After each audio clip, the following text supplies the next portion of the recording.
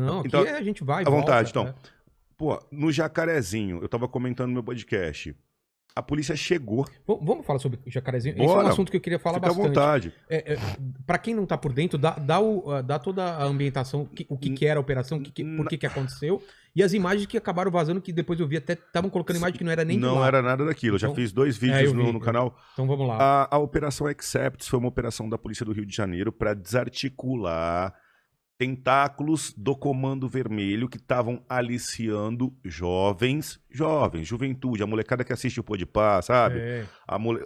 Incentivando jovens a ir pro tráfico, né? E assim, é uma comunidade difícil, uma comunidade de morro que eles têm comandamento. O que acontece? A gente estava conversando com o Fábio Bop, com policiais operacionais. O criminoso, há muitos anos, os criminosos no Rio de Janeiro se armaram pesadamente, tem fuzis. E quando o traficante, o chefão, ele dá um fuzil na mão de um criminoso da favela para segurar o crime, para lutar pelo lado do mal, aquele cara não pode segurar um fuzil e fugir. Né? É uma realidade que ele vai estar de fuzil ali para ir pro confronto. Então, a gente tem confronto em São Paulo? Tem muito confronto. Mas, assim, os confrontos em São Paulo... Se eu for em umas comunidades de São Paulo, eu nunca ouvi falar de ter 5, 10 caras de fuzil. Cada fuzil tem 30 cartuchos, Léo. Caramba, cara. 30. 6 fuzis tem 180 tiros. Nossa. Então tem 6 caras de fuzil para receber a gente. O fuzil atravessa... Rasga pessoas, 2, 3. Mas carro, lataria? Carro forte, lataria tudo. Caramba. É muito potente, entendeu? Então, o que exército, né? Arma militar. Arma militar. Então, assim, no Jacarezinho, logo que eles chegaram, a polícia do Rio tem um carro blindado, que é pra subir morro, o Caveirão. Já apareceu em filmes e tal? Já. Eles chegaram, um policial saiu do Caveirão. Quando o policial saiu do Caveirão, ele tomou um tiro na cabeça. Caralho. A ocorrência começou porque ele teve que sair do Caveirão porque tinha barricadas, não dava pra subir. E os caras já esperando... Com o tiro amarrado. Então, você pega, monta a barricada, isso chama-se emboscada. Você pega e coloca 2 barricadas aqui, fica numa posição, você já deixa o tiro marcado, mas você ajusta o tiro ali. Porque já sabe que... O carro vai parar ali. É um lugar estreito. Isso. Então, assim, é uma operação que começou com a execução de um policial. Caralho. E aí, você analisando o armamento que foi pego, a quantidade de... foram pistolas, 12, granada. Granada os caras usaram? Granada. Não, foi apreendido granada, submetralhadora, 12 pistolas, muitas armas. Então, nessa situação, a polícia tá ali para fazer valer a lei. A polícia tá ali para tirar a molecada da mão do tráfico. E a polícia que é o Estado, que somos nós. A polícia defendendo a população. Então, se a polícia chega ali e toma um tiro, um policial toma um tiro, eu queria que as pessoas imaginassem se a polícia virasse as costas e falasse, não, a gente vai embora porque tá muito perigoso. Que seria uma coisa... Não, já morreu alguém, vamos recuar.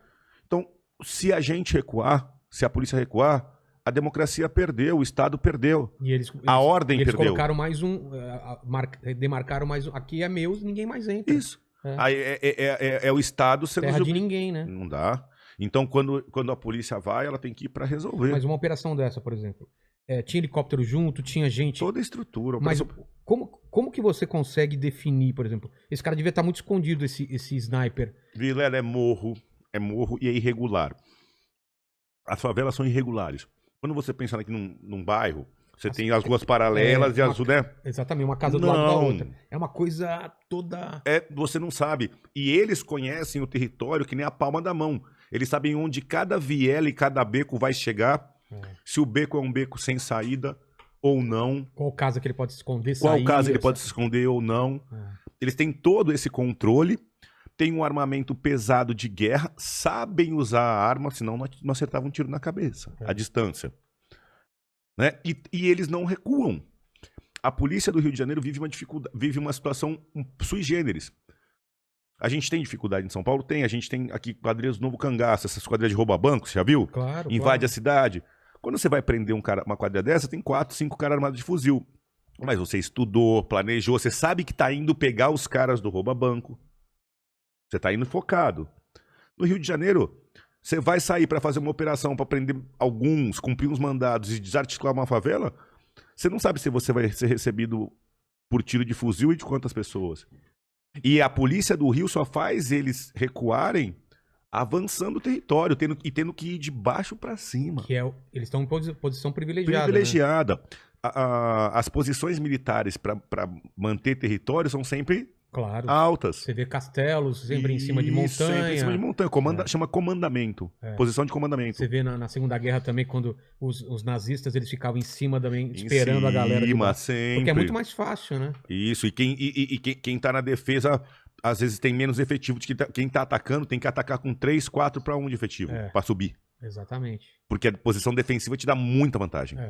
Você precisa de menos pessoas. Você tá vendo que a gente tá falando a gente tá usando exemplos de guerra. Exatamente. Estamos usando exemplos de guerra para explicar uma ocorrência policial no Rio de Janeiro. Então, cara. E isso vocês também têm que estudar. Vocês têm que... A polícia do Rio de Janeiro é extremamente... Isso é guerrilha ou é o que? Tática de guerrilha que é chamado? Tática de guerrilha, de guerra urbana, de guerra irregular, né?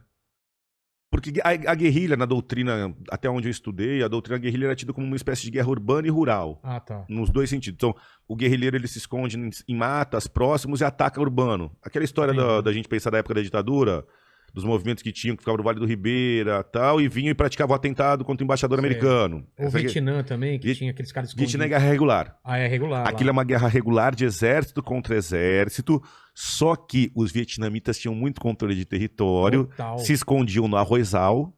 Faziam túneis. Faziam túneis no arrozal. Eu odeio arrozal. Por quê? São as valas de água, assim, ó. Eu fui militar do exército 6 anos. Eu sou primeiro tenente do exército da reserva. Então, ralei muito no exército, muitas operações. Antes de ser policial, eu era militar do exército. Muitas operações. E uma vez eu fui fazer um ataque. Eu era o comandante, uma simulação, um treinamento de acampamento. Mas o meu pelotão estava atacando, a gente tinha que subir uma posição, né? Subir um morro e dominar lá em cima. E você vai com o fuzil no meio do mato andando. Aí eu era aluno ainda do NPOR, então eu estava comandando uma tropa, mas como oficial estagiário, assim, um aluno aprendendo. Então o tenente estava ali vendo meu desempenho e ele me deu o mapa, eu analisei, ele falou, você vai por onde da Cunha para chegar lá? Eu falei, vou por aqui. Ele falou, tem um arrozal. Eu falei, eu passo pelo arrozal. Ele falou, tá bom. Tá bom, então, ele já sabia. Já sabia. Vilela, é assim, como se fosse um campo de futebol com várias valas de 1 metro, 1 metro e pouco dessa largura. Mas de água ou... De água para irrigar e os fios do arroz são bem altos, você não vê onde está a vala. Então você começa a correr e de repente você some. Sabe aqueles brinquedinhos que o cara que some um negocinho? Sei. Os meus soldados avançavam e ia sumindo. Eu olhava pro lado, caía um, puf, 2, aí tirava outro da lama. Bicho, pra passar aquele arrozal e começar a subir o morro, acho que umas 2 horas. Caramba. E você perde um pouco da noção também de onde você tá. Tá tudo alto. Eu tenho que avançar numa linha. Você ataca em linha. Sim. Então eu pego meus soldados, coloco numa linha e começo a atacar uma posição, subir. De repente começa a cair soldado da arroz, enterrar na areia. E o Vietnã era muito arrozal. Era muito arroz. E os vietnamitas ficavam enfiados ali, escondidos, matando um por um. Puf, puf. Aliás, pelo que dizem os livros, eles preferiam ferir. Ah, é? Porque tirava 3 de combate, 2 pra carregar e um ferido. Caramba. Eles preferiam ferir. Deixava o cara sangrando, os outros tinham Carrega a perna, tal, tem que carregar. 3 a menos. Os Estados Unidos vinham com napalm, né? Aquela gasolina. Os caras ficaram putos, falaram, vou tirar todos esses caras daí. E queimava os arroz altojinhos. Nossa. Mas voltando pra Jacarezinho, como que foi? Começou essa operação assim? A operação começou, o pessoal foi subir e teve esse tiro. E aí a polícia teve que avançar e os suspeitos que foram tentar segurar, confrontar, levaram a pior. Né? Assim, é difícil de você calcular se você tá tomando tiro, quantos vão levar pior. Cada homem ali tá lutando pela sua vida e para voltar para casa, abraçar seu filho e sua esposa. É isso que eu não consigo imaginar.